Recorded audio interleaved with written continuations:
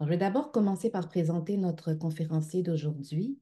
Robert Paul Juster est le directeur du Centre sur le sexe, genre, l'allostasie et la résilience, le César, qui est basé au Centre de recherche de l'Institut universitaire en santé mentale de Montréal.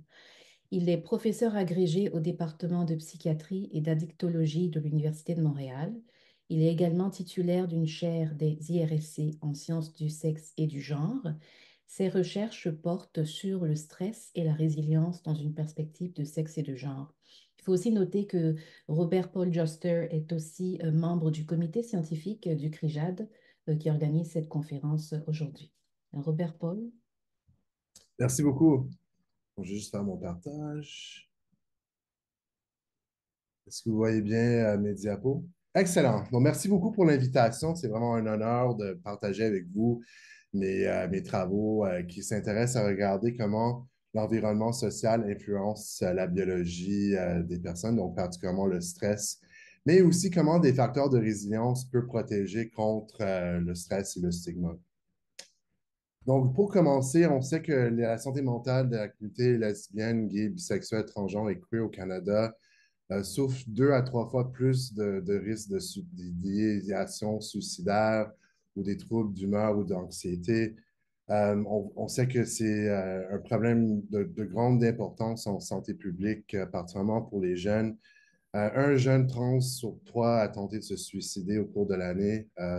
Donc, c'est vraiment quelque chose d'extrêmement important à regarder. On sait que la communauté LGBTQ+, font face à beaucoup plus de stigmas, puis ça serait vraiment la raison ou le mécanisme mis en place pour expliquer les grandes différences en santé mentale et physique. La majorité des modèles qui existent sont largement influencés par le modèle de Mayer, Sexual Minority Stress, qui dit d'être une minorité fait en sorte qu'on va avoir des stresseurs uniques. Donc, tout qui est distal, donc les lois en place qui nous protègent ou non, la violence, la discrimination, et tous les processus plus proximals, donc par exemple l'homophobie internalisée, le processus du coming out, c'est tous des stresseurs qui sont vraiment uniques à la communauté, qui s'ajoutent à les stresseurs généraux que tout le monde a dans leur vie. Puis le modèle dit que c'est cet ensemble de risques qui va augmenter la propensité vers des maladies de mental et aussi physiques, mais aussi que ça vient avec des facteurs de résilience qui sont aussi uniques à la communauté. Ce modèle a été pris pour regarder les minorités de genre.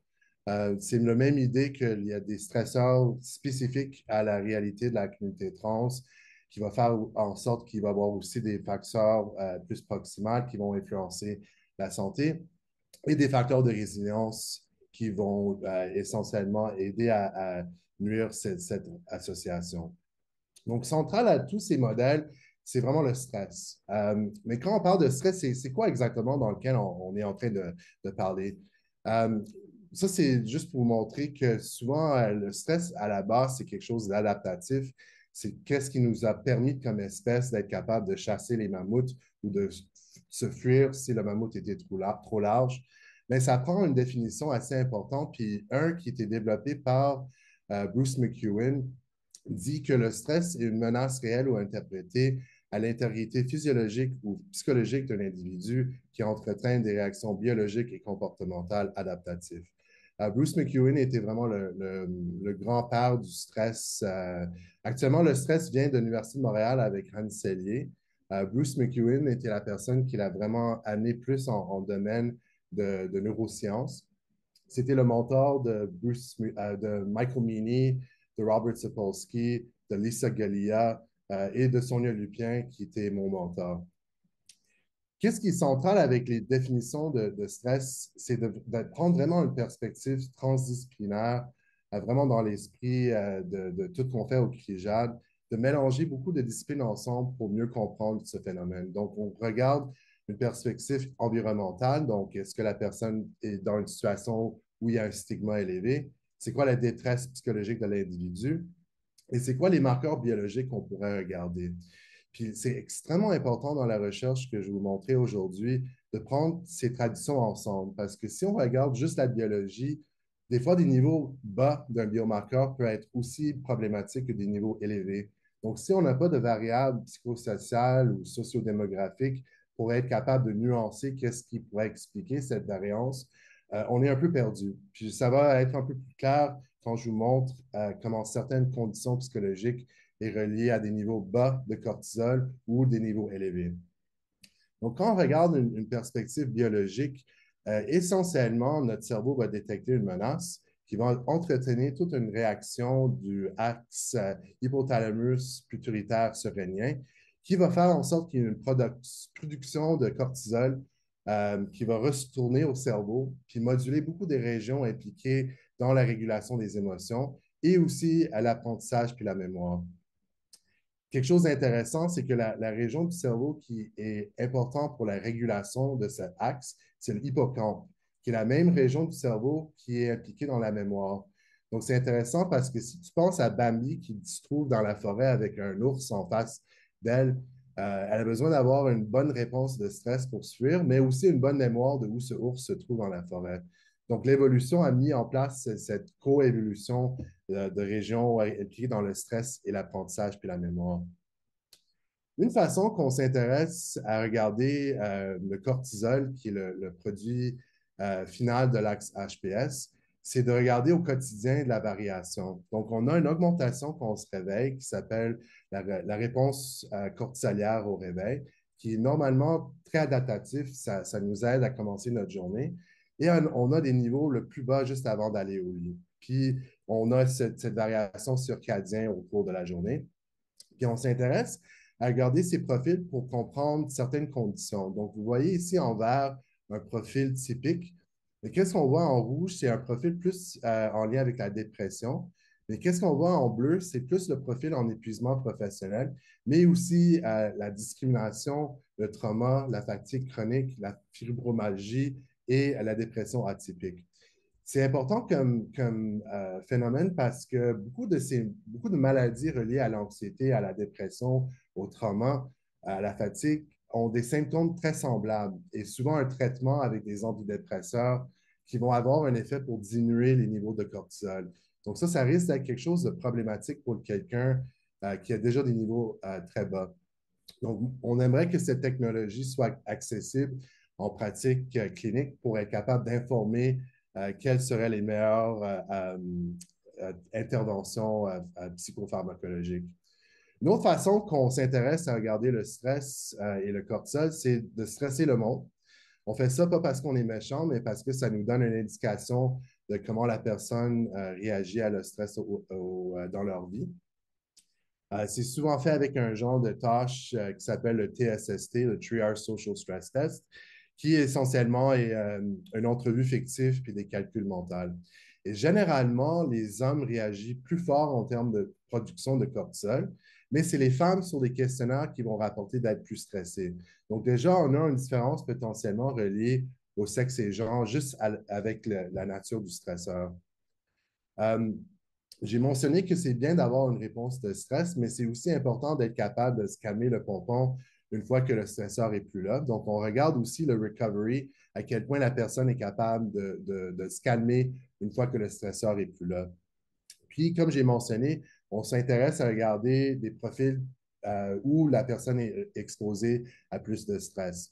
Donc, ça serait un genre de repeated hits, donc quelqu'un qui habite dans un quartier défavorisé, qui a constamment besoin d'activer une réponse de stress. Relié à ça, c'est une manque d'adaptation. Donc, il y a certains individus, par exemple, avec une estime de soi faible, qui sont incapables de s'habituer à certains stresseurs dans des contextes laboratoires. Une autre, c'est une réponse prolongée où le recovery prend beaucoup plus de temps. Puis ça, c'est quelque chose qui malheureusement est typique dans la recherche sur le vieillissement. Toute la machinerie avec l'âge, malheureusement, commence à être moins efficace à faire un shutdown de l'axe HPS. Puis finalement, un manque de réponse, donc comme qu'est-ce qu'on voit dans l'épuisement professionnel, dans le trauma, puis certaines conditions aussi en lien avec la discrimination. Donc, tous ces paramètres de stress font partie d'un concept qui s'appelle l'allostasie, qui a été développé par un neurobiologiste puis un épidémiologiste pour essayer de comprendre comment notre corps s'adapte à l'environnement puis aux demandes de l'environnement. Donc, l'allostasie a un concept central qui dit que Pour maintenir la stabilité, un organisme doit varier tous les paramètres de son milieu interne, donc l'homéostasie, et les accorder proprement aux demandes de l'environnement. Donc, l'allostasie, c'est une forme de stabilité dynamique. Donc, c'est les changements que notre corps et notre cerveau vont diriger pour s'adapter à l'environnement. Puis la réponse de stress représente un mécanisme d'allostasie très central à la recherche que je fais. L'allostasie, à la base, c'est quelque chose de bien. On veut être capable de s'adapter à notre environnement. Mais quand ça devient quelque chose de chronique, ça devient ce qu'on appelle la charge allostatique. Donc, en anglais, on dit allostatic load. Puis c'est un peu l'idée que c'est the straw that breaks the camel's back. Et puis ça entretient pas juste le cortisol comme biomarqueur, mais toute une constellation de biomarqueurs reliés au système central nerveux, au métabolisme, au système immunitaire, puis le système cardiovasculaire. Vous voyez ici encore un peu tout le réseau. Tous ces biomarqueurs sont intercorrélés d'une manière très complexe et d'une manière aussi non linéaire. Donc, on s'intéresse à comprendre comment ces dérégulations se passent au cours du temps dans le contexte de stress chronique. Une façon d'y penser, c'est un peu comme un effet domino. Donc, le cortisol, l'adrénaline, l'inflammation va devenir déréglé. Puis ça va avoir une influence sur beaucoup des biomarqueurs qui sont utilisés en biomédecine, particulièrement tout en lien avec le métabolisme et le système cardiovasculaire. Puis comme ensemble, ces biomarqueurs vont augmenter le risque de maladie et de mortalité au cours de la vie. Ça, c'est juste un modèle pour vous montrer un peu qu'il y a toute une étape temporale qu'on pense tous ces changements se passent. J'ai un collègue à l'Université de Columbia qui s'intéresse beaucoup aux mitochondries, qui sont les organelles dans nos cellules qui nous donnent l'énergie. Puis comment tout ça est relié au vieillissement cellulaire qui augmente le risque avec le temps de changer essentiellement les organes puis le fonctionnement cellulaire qui augmente le risque de maladie. Une autre façon d'y penser, c'est que tout ça, l'énergie qu'on a au quotidien, l'énergie que ça prend pour avoir une réponse de stress, c'est quelque chose qui use le corps, puis ça coûte de l'énergie. Puis avec le temps, comme avec ces profils différents, ça fait en sorte que tous ces systèmes commencent à être un peu déréglés un entre l'autre. Donc, essentiellement, la charge allostatique, c'est vraiment d'essayer de comprendre c'est quoi les biomarqueurs qui sont influencés par le stigma, par le stress chronique. Puis juste pour faire un résumé, l'allostasie, c'est vraiment en lien avec le stress aigu, donc la stabilité au travers du changement. Puis le stress chronique, c'est la charge allostatique, dont l'usage ou le wear and tear, comme on dit en anglais. Le modèle a été développé par Bruce McEwen, la personne que j'ai mentionnée avec la définition du stress. Puis Bruce a vraiment mis le cerveau au centre de tout ce processus. Et puis voici le modèle qui prend en considération tout le stress dans l'environnement, les stresseurs majeurs dans la vie, le trauma de l'abus, les différences individuelles, les comportements de santé. Tout ça collectivement va influencer comment le cerveau va détecter les menaces dans l'environnement. Puis ça va tout comme ensemble affecter notre réponse physiologique aux stresseurs au cours de la vie. Ça, c'est une image générée avec un logiciel Midjourney AI. J'ai mis charge allostatique, puis ça crée une grande bombe atomique. Euh, la charge allostatique n'est pas juste une théorie, c'est quelque chose qu'on peut actuellement mesurer. Vous voyez ici 10 biomarqueurs différents, donc sont toutes d'une manière ou l'autre reliés au cortisol, au système immunitaire, au système cardiovasculaire et au système métabolique. Puis une première étude s'intéressait à comprendre dans les MacArthur Studies of Successful Aging. Donc, c'est une étude avec des petits vieux qui étaient en santé, puis essentiellement, les chercheurs voulaient savoir comment est-ce qu'on peut prédire qui va devenir malade. Donc, ils ont pris un ensemble de 10 biomarqueurs, puis au lieu de s'attendre que le biomarqueur s'atteigne à un niveau clinique, ils regardent un niveau sous-clinique. Donc, pour des biomarqueurs où les valeurs élevées sont problématiques, donc par exemple la pression artérielle, on prend la 75e pourcentile de la distribution de ce biomarqueur. Puis si la personne dépasse ce cutoff, on leur donne un code de 1. Puis s'il reste dans la norme de la 75e pourcentile plus bas, on donne un code de 0. Donc, essentiellement, l'index de charge allostatique, c'est le nombre de biomarqueurs qui sont déréglés pour un individu basé sur un bilan. Donc, ça, c'était 10 biomarqueurs. Dans les études que je fais, j'ai environ 20 à 30 biomarqueurs. Puis cette approche est préférable que juste regarder un biomarqueur à la fois parce que ça prend une perspective plus holistique et plus compréhensif. Puis aussi, ça prend en compte des changements sous-cliniques, pas juste des changements cliniques. Puis dans les premières études, ils ont trouvé qu'un index de charge allostatique était relié à des problèmes de mémoire, à des problèmes physiques et à un risque élevé de maladies cardiovasculaires au cours de 3 ans. Au cours de 7 ans, ils ont trouvé exactement la même chose, avec aussi une plus grande risque de mortalité au cours du temps. Donc, la charge allostatique, au début, était vraiment reliée au vieillissement puis toutes les maladies physiques, mais on s'intéresse aussi à comprendre les maladies reliées à la santé mentale. Puis beaucoup de mes travaux essaient de pousser la charge allostatique dans un contexte clinique, particulièrement dans le contexte de la schizophrénie puis la maladie bipolaire, où il y a beaucoup de changements physiologiques et d'un risque beaucoup plus élevé de comorbidité et de multimorbidité. Donc, mon rêve un jour, c'est qu'avec un bilan sanguin, on pourrait avoir une colonne qui va avoir c'est quoi la charge allostatique de la personne pour informer un risque potentiellement sous-clinique que le médecin risque de complètement négliger si on regarde un biomarqueur à la fois.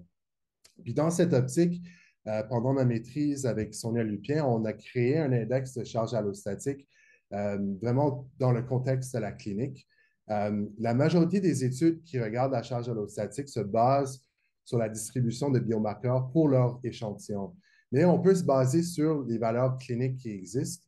Donc, vous donner un exemple, le cholestérol ici est encerclé à 7 parce que ça dépasse la valeur de 5,2. Mais si on regarde d'autres biomarqueurs comme la glucose, 5,4, ce n'est pas encore rendu à 6, mais c'est assez proche. Triglycérides 1,51, ce n'est pas encore à 1,8, mais c'est assez proche. Ça dépasse le 75e pourcentile. Le HDL cholestérol, qui est le bon cholestérol, ça c'est correct parce que la personne a des niveaux élevés. Ça serait des niveaux bas qui seraient problématiques. Donc, pour ces 4 biomarqueurs, la personne aurait une cote de charge allostatique de 3. Parce qu'il y a 3 biomarqueurs sur 4 qui sont déréglés. Vous voyez ici sur l'axe X tous les nombres d'études qui ont regardé certains biomarqueurs. Ça, c'était une première revue qu'on a faite sur une soixantaine d'études. Puis, qu'est-ce qui est vraiment intéressant, c'est que maintenant, on regarde la charge allostatique même dans le contexte de jeunes adultes. Donc, vous voyez exactement le même diapo que la représentation de biomarqueurs différents. Puis, cette recherche est vraiment en émergence. Donc, ça, c'est un special issue qu'on avait fait l'année passée. Donc, 30 articles pour les 30 ans de la charge allostatique. Vous voyez vraiment qu'il y a une augmentation d'études. Peut-être il y a peut-être environ 200 études qui ont utilisé cette approche dans des études autour du monde. Qu'est-ce qui ressort de beaucoup de validations épidémiologiques, c'est que l'âge est le facteur le plus important pour prédire la charge allostatique. Donc, malheureusement, le plus qu'on vieillit, le plus que notre charge allostatique va augmenter. Aussi, la race et l'ethnicité non blanc, un statut socio-économique plus bas. Et finalement, le sexe. Et c'est là que j'ai vraiment commencé ma carrière à essayer de comprendre comment est-ce que le sexe est relié à la charge allostatique. Parce que ce n'était pas vraiment clair dans la littérature. Donc, une première étude que j'ai faite avec mon jeune équipe comme jeune professeur, c'était de vraiment regarder en littérature qui a une charge allostatique plus élevée. Est-ce que c'est les hommes ou c'est les femmes? Puis on a trouvé qu'en général, c'est les hommes qui ont une charge allostatique plus élevée que les femmes. Par contre, si on regarde les facteurs où il y a des différences hommes-femmes, il y a vraiment énormément de variances reliées au genre. Donc, par exemple, la spiritualité, d'être une femme qui utilise les services religieux plus est reliée à une charge allostatique plus bas, un effet qui n'est pas là pour les hommes. Une mère monoparentale a un stress allostatique plus élevé, l'hostilité et beaucoup de facteurs de stress au travail, qui est quelque chose qui affecte les femmes beaucoup plus que les hommes dans les études qui existent. Et aussi les traits de personnalité comme l'hostilité chez les femmes sont reliés à une charge allostatique plus élevée. Puis finalement, le soutien social une variable super intéressante. Donc, une étude au Taïwan trouve que les hommes bénéficient beaucoup plus d'être mariés que les femmes, mais les femmes bénéficient beaucoup plus d'un réseau riche d'autres femmes dans leur réseau social. On a fait une étude bien récemment qui prend un peu d'attention médiatique. Ça, c'est une étude avec 2000 couples âgés à la retraite. Puis on trouve qu'il y a une corrélation entre la charge allostatique du couple, mais au cours de 4 ans, c'est seulement la charge allostatique de l'homme qui prédit la charge allostatique de sa femme. Donc, un résultat très intéressant qui démontre à quel point il y a quelque chose de genré qui se passe en lien avec la charge allostatique qu'on s'intéresse à mieux comprendre. Puis, quand on parle de sexe, naturellement, on parle de tout qui est vraiment biologique, donc les hormones, mais tout ce qui est relié au genre, c'est les rôles, les comportements, l'expression d'identité des filles, des femmes, des garçons, des hommes et des personnes de diverses identités de genre. Puis, je me suis vraiment intéressé pendant ma carrière euh, au doctorat de vraiment être capable de nuancer tout ça. Puis ça, c'est juste un diagramme qui montre beaucoup des facteurs transdisciplinaires qui ont été reliés à la charge allostatique. Puis vous voyez toutes les conséquences de la charge allostatique. Donc aujourd'hui, je vais parler un peu de sexualité, de sexe, mais aussi de genre et d'identité de genre en lien avec la charge allostatique. Puis comme j'ai mentionné au début, c'est essentiel de prendre une perspective transdisciplinaire pour être capable d'être compréhensif dans notre approche. Puis toute la recherche que je vais vous montrer essaie de vraiment aller plus loin que le sexe comme binaire, d'essayer de comprendre comment l'orientation sexuelle, l'identité de genre, les hormones sexuelles aussi sont reliées au stress et aux charges allostatiques. Puis je m'intéresse beaucoup à regarder la communauté LGBTQ+, comme je suis partie de cette communauté, mais aussi il y a énormément de diversité d'expression de genre chez la communauté. Donc, comme neuroscientiste pendant ma formation, je me suis intéressé de regarder les hormones sexuelles, les rôles de genre et l'orientation sexuelle avec mon mentor Sonia Lupien, la reine du stress au Québec. Au cours de ma carrière, je me suis intéressé à plein de facteurs reliés au sexe et le genre, mais aujourd'hui, on va se concentrer sur l'orientation sexuelle et l'identité de genre. Puis essentiellement, toute cette recherche s'intéresse à comprendre comment l'environnement social influence le cortisol et la charge allostatique et la santé mentale. Donc, pour commencer, je vais parler d'une étude, de plusieurs études sur l'orientation sexuelle. Donc, en 2013, il y a un article qui a vraiment mis à l'avant la recherche qui regarde l'axe HPS et la charge allostatique. Mais il n'y avait rien qui a été fait. Puis j'avais eu la bonne chance de faire un projet pilote où on a regardé tout ça au Québec avec une petite étude avec 87 personnes. Donc, c'était un projet pilote. Donc, la moitié était lesbienne, gay, bisexuelle et l'autre moitié était hétérosexuelle. Euh, on a demandé l'orientation sexuelle avec 3 approches différentes, donc des publicités différentes, des questions ouvertes et aussi le questionnaire classique de Kinsey. Et on a demandé aussi des questions sur le coming out, donc à quel point la personne avait complètement dévoilé à leur famille et à leurs amis. Euh, et voici notre protocole. Puis ça, c'est un protocole qui se répète dans le reste de ma présentation. C'est vraiment un protocole typique de la recherche en psychoneuroendocrinologie. Donc, le monde vient pour une visite matinale où on prend une prise de sang. On demande que le monde ait des questionnaires. Ils s'en vont à la maison pour faire d'autres échantillonnages avec l'urine ou avec des échantillons de salive. Le monde s'en va à la maison pour faire tout ça, il revient et on a un protocole d'après-midi qui dure 2 heures, puis on a pris 10 mesures de salive et de pression artérielle et de pouls. Et on a aussi pris des mesures 15 minutes avant puis 15 minutes après un stresseur pour voir les hormones sexuelles. Qu'est-ce que vous voyez ici? C'est la réponse de cortisol au stress. Vous voyez, le TSST arrive au temps zéro. Puis on voit que les femmes minorités sexuelles ont une réaction plus élevée que les femmes hétérosexuelles 40 minutes après le stresseur. Complètement l'inverse chez les hommes. On voit que les hommes gays bisexuels ont aucune réponse comparée aux hommes hétérosexuels. Donc vraiment un résultat très intéressant, une première fois que l'orientation sexuelle était reliée aux réactivités de stress. On voulait aller un peu plus loin, par contre, pour comprendre d'autres hormones, donc la testostérone, l'estradiol, puis le progestérone, pour comprendre comment c'était relié au cortisol. Puis on a vu que chez les femmes minorités sexuelles, ils avaient un niveau de testostérone plus élevé que les femmes hétérosexuelles. Aucune différence chez les hommes. Aucune différence pour l'estrogène pour les femmes ni pour les hommes. Et finalement, les femmes minorités sexuelles avaient des niveaux de progestérone plus élevés que les femmes hétérosexuelles. Maintenant, ça, c'est un résultat vraiment intéressant parce que dans les années 80-90, il y avait beaucoup de recherches en psychiatrie qui parlaient de comment les hormones sexuelles pourraient être une explication pour l'orientation sexuelle. Mais une des grandes faiblesses de toute cette recherche, c'est que le stress de l'environnement n'était jamais pris en compte.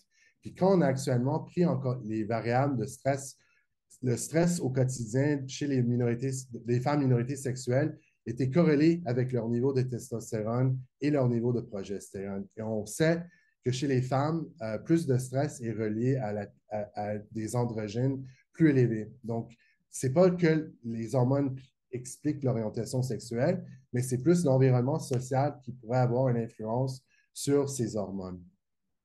Maintenant, pour le système cardiovasculaire, on n'a trouvé aucune différence chez les femmes, mais on a trouvé que chez les hommes gays et bisexuels, ils avaient un pouls plus élevé pendant toute la session.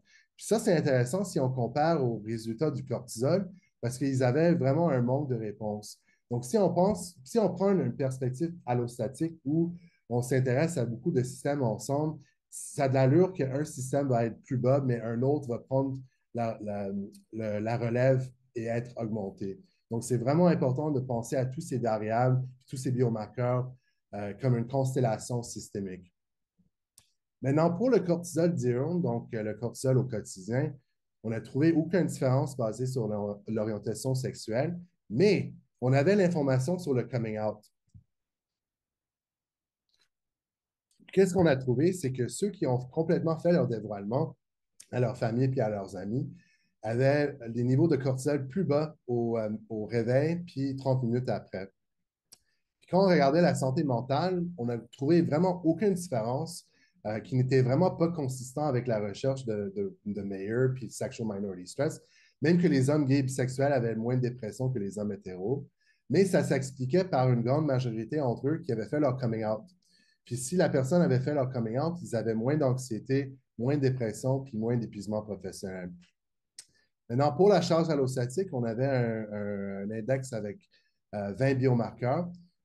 Encore inconsistant avec l'hypothèse de Mayer, on trouve que les hommes gays bisexuels avaient une charge allostatique plus bas que les hommes hétérosexuels. Et c'est expliqué par un index de masse corporelle plus bas, le niveau de triglycérides, donc le gras dans le sang plus bas, et moins d'inflammation. Donc, il y a la littérature en psychologie qui dit que les hommes gays font peut-être plus attention à leur diète, leur alimentation et à l'exercice. Donc, ça pourrait être une explication. Mais ça pourrait être aussi relié à un facteur de résilience, comme la majorité de ces hommes avaient fait leur coming out. On n'a pas trouvé de différence significative avec la charge allostatique puis le coming out. Par contre, dans des analyses secondaires avec les stratégies d'adaptation, coping, ways of coping, on a trouvé que ceux et celles qui ont activé moins de comportements d'évitement pendant leur coming out avaient une charge allostatique plus bas. Puis ceux qui cherchaient plus de soutien social avaient moins de détresse aperçue. Donc, quelque chose de vraiment important en lien avec le coming out qui semble avoir un effet vraiment sur la physiologie. Mais le coming out est très complexe, puis je pense que le CRIJAD est très bien positionné pour penser à pas seulement l'orientation sexuelle, mais tout un ensemble de facteurs intersectionnels qui pourraient influencer la probabilité que quelqu'un va faire un coming out ou non. Donc, cette étude, naturellement, a des limitations. C'est une première étude qui a été faite au Canada. Même Stephen Colbert a ri un peu de notre étude en disant qu'il faudrait que ça attende que ça se fait avec des vrais humains, donc pas des Canadiens et Canadiens. Donc, c'était un peu mon inspiration pour mes études postdoctorales, de voir est-ce que je peux voir les mêmes associations aux États-Unis avec un plus large échantillon. Donc, j'ai eu la chance de travailler avec Trace, quoi son nom? Euh, Vicky Mays puis Suzanne Cochrane. Et on a eu accès au National Health and Nutrition Examination Survey qui, comme ensemble, étaient environ 14 000 personnes. Puis, on a répliqué notre résultat que les hommes gays ont une charge allostatique plus bas que les hommes hétérosexuels. Mais maintenant, parce qu'on a suffisamment de puissance, on trouve que les hommes bisexuels ont une charge allostatique plus élevée. Donc, il y a beaucoup de recherches qui montrent que la bisexualité est reliée à moins de ressources communautaires et plus de stigma. Mais remarquez qu'il n'y a aucune différence chez les femmes, puis c'est quand même surprenant parce que chez les femmes lesbiennes, ils avaient un index de masse corporelle plus élevé que les femmes hétérosexuelles, mais leur profil lipide de cholestérol était plus en santé. Donc, quelque chose qu'on veut être capable de nuancer un peu plus à l'avenir. J'ai eu la chance aussi de travailler avec Mark Hatzenbuehler qui s'intéresse au stigma structurel. Donc, c'est quoi les lois en place qui protègent ou non la personne? Donc, avec 10 lois différentes au cours de l'année 2001 à 2014, on était capable de regarder État par État, c'est quoi le stigma structurel dans cet État. Puis, c'est de quoi ça a l'air comme moyenne. Donc, le plus rouge, c'est un État qui a moins de lois qui protègent les minorités sexuelles. Puis le plus bleu, c'est des États qui ont plus de lois. Qu'est-ce qu'on a trouvé? C'est que chez les hommes minorités sexuelles, euh, d'être un État avec moins de lois qui te protègent était relié à une charge allostatique plus élevée. Mais un résultat qu'on n'a pas trouvé chez les femmes, puis je soupçonne que si on était pour prendre exactement la même approche avec le genre institutionnel, donc d'essayer de comprendre les lois en lien avec l'abortion ou la représentation de femmes en politique, ça serait une autre façon de potentiellement nuancer une autre source de stigma dans laquelle les femmes font face. Donc, quelque chose à suivre à l'avenir. Maintenant, pourquoi est-ce que les hommes gays auraient vraiment ce profil un peu bénéfique? Ça, c'est une revue de toutes les études qui ont regardé l'orientation sexuelle et la santé dans cette enquête de Enhance avec 43 études. Puis si vous voyez quelque chose qui est plus vert, c'est que le profil est plus bénéfique chez ce groupe. Puis si c'est plus rouge, c'est que le profil est plus pire. Donc, on voit vraiment pour les hommes bisexuels, puis pour les femmes bisexuelles, pour tous ces facteurs, les choses ne vont pas bien. Mais pour les hommes gays, il y a vraiment un peu de variance, donc un statut socio-économique plus élevé, plus d'éducation, un IMC plus en santé, et un peu la même chose chez les femmes lesbiennes. Donc, on aimerait être capable à l'avenir d'aller un peu plus loin à creuser avec ces comportements de santé pour voir comment ils sont reliés à la charge allostatique parce qu'on s'entend que si on est stressé chroniquement, on va manger moins bien, on va avoir moins d'exercice, on va boire plus, notre sommeil va être affecté. Donc, c'est important vraiment à mettre à l'avant que la charge allostatique n'est pas juste le stress chronique, mais aussi les comportements de santé en lien avec le stress chronique. Puis finalement, c'est extrêmement important de regarder les facteurs psychosociaux dans ces analyses parce qu'on se base vraiment sur les différences de sous-groupes, mais il y a toute une variance psychosociale à l'intérieur de chaque groupe qui pourrait expliquer pas seulement des profils de risque, mais aussi des profils de résilience. Maintenant, pour la dernière partie de ma présentation, je vais vous parler de nouvelles études qui regardent l'identité de genre. Ça, c'est des recherches qui se font avec mon collègue Zachary Dubois à l'Université d'Oregon. Zach était la première personne à vraiment regarder les biomarqueurs de stress chez la communauté trans. Dans une première étude chez les hommes trans, on a trouvé que ceux qui rapportaient plus de détresse en lien avec leur transition, plus de stress en lien avec leur coming out, puis plus de stress en lien avec les toilettes publiques avaient des niveaux de cortisol plus élevés au quotidien. Puis ça, c'était dans l'État de Massachusetts puis Vermont, donc deux États qui sont assez libéraux. Mais on a trouvé que même dans ces États libéraux, si tu étais un homme trans qui habitait dans une partie de l'État qui était moins progressif puis moins politiquement libéral, la personne avait une charge allostatique plus élevée basée sur 10 biomarqueurs. Mais pour tout qui était en lien avec la transition de l'individu, c'était relié plus à la santé mentale. On est en train de faire une autre étude qui s'appelle The Trans Resilience and Health Across Sociopolitical Context.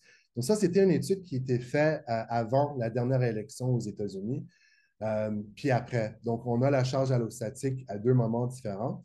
Puis, on commence à avoir tout un ensemble d'études qui démontrent vraiment à quel point le contexte sociopolitique aux États-Unis a vraiment un effet sur la santé mentale de la communauté trans aux États-Unis.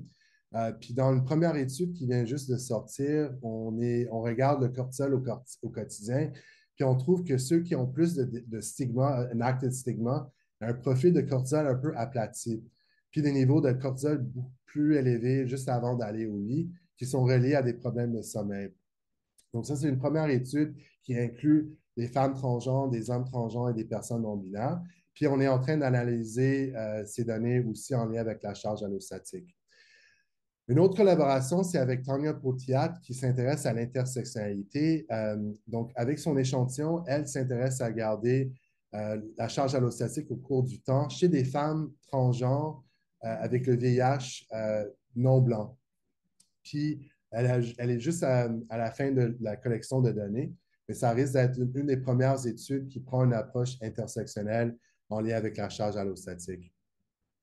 Maintenant, pour conclure, je vais parler un peu de certains projets qui se passent actuellement dans mon laboratoire. Donc, c'est vraiment essentiel de faire toute cette recherche en partenariat avec la communauté.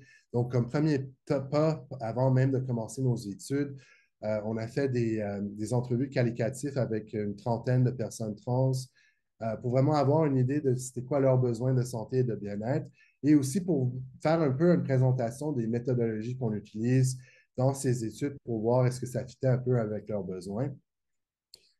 Actuellement, je vais présenter, je pense, une autre fois au CRIJAD pour une session sur la santé, puis je vais parler un peu plus de ce projet-là où on est en train actuellement de travailler les manuscrits. On a eu la bonne chance d'avoir une chaire des IRSC pour être capable de regarder la charge allostatique euh, au cours du temps. Malheureusement, avec la pandémie, ça a pris un peu plus de temps à commencer, puis on est déjà un peu à la fin de notre financement. C'est une chaire, malheureusement, qui n'est pas renouvelable, mais ça va définitivement nous donner des données importantes pour d'autres sources de financement. Donc, ça faisait partie de l'initiative des RSC pour des chaires de sexe et de genre en recherche. Donc, ce n'est pas des Canada Research Shares, mais c'est vraiment un montant d'argent strictement pour la recherche. Puis, on a deux études en cours. Donc, le projet STARS, Stress and Resilience Study, qui est exactement le même protocole que mon étude doctorale. Donc, le monde vient au laboratoire, on les stresse, le monde s'en va à la maison pour l'échantillonnage, puis maintenant, même un petit échantillon de caca pour regarder le microbiome intestinal. Puis le monde revient pour une visite pour une prise de sang. Si ça vous intéresse, ça c'est l'annonce pour l'étude. Essentiellement, on s'intéresse à regarder toute la communauté LGBTQ+, dans ce projet. Puis le monde va avoir aussi accès à leurs résultats biologiques. Puis en parallèle, on a une étude avec mon étudiante Silka Jackman Park puis Sophie Bergeron qui fait, excuse-moi, exactement la même chose, mais avec des couples LGBTQ+, où une personne va être stressée dans le couple, puis l'autre va être là pour lui donner un soutien. Puis ça, c'est l'annonce pour cette étude qui se fait juste une visite à notre laboratoire. Puis le but de toute cette recherche est vraiment de contribuer à mieux nuancer puis à intégrer les biomarqueurs au modèle de Minority Stress, pas comme remplacement, mais comme complément à tout ce qu'on connaît en psychologie, puis en santé publique, puis en travail social. Et en continuité de cette recherche, ça va être extrêmement important de nuancer les variables de résilience, donc les stratégies d'adaptation, les soutiens sociaux, puis les ressources communautaires. Puis juste pour vous donner un exemple de l'importance du soutien social, je vais vous montrer une étude qui a été faite dans les premiers mois de la pandémie avec le laboratoire de Saint-Lupien. Une étude, je pense, avec environ 3000 personnes. Donc, les personnes LGBT rapportaient moins de soutien social, plus de détresse psychologique, plus de dépression, plus d'anxiété state, puis trait, puis plus de loneliness. Mais on s'est intéressé à voir l'effet du soutien social, puis on a trouvé que chez les cisgenres hétérosexuels, l'effet du soutien social était bénéfique pour buffer l'effet de la détresse sur la dépression, mais cet effet était 4 fois plus fort pour la communauté LGBTQ+. Donc, vraiment un résultat qui démontre l'importance du soutien social chez la communauté LGBTQ+. Ça, c'est une étude qu'on a en cours actuellement que je suis en train de travailler très fort pour plus de financement avec les RSC. Puis on veut être capable d'inclure beaucoup d'autres sous-groupes de la communauté LGBTQ+, pour vraiment être capable de bien intégrer leurs expériences dans nos études, pour vraiment être capable d'identifier des pistes d'intervention et des facteurs de résilience. Et à l'avenir, on veut être capable de vraiment mieux nuancer l'intersectionnalité. Donc, on a intégré plusieurs questionnaires développés par Greta Bauer. Puis, je suis très intéressé avec le CRIJA d'avancer d'autres approches où on peut mieux nuancer l'intersectionnalité. Donc, euh, Edward Lee puis moi, on est en discussion de peut-être être capable d'intégrer la charge allostatique dans le contexte de la clinique MAUVE. Ça pourrait être une option. Voilà, je conclue. Ça prend un village, puis même un village gay pour faire toute cette recherche. Voici mon équipe au César, puis nos ressources de financement. On essaie d'être un peu plus actif sur les réseaux sociaux. Donc, voici nos liens pour le Facebook, puis sur Twitter. Merci beaucoup.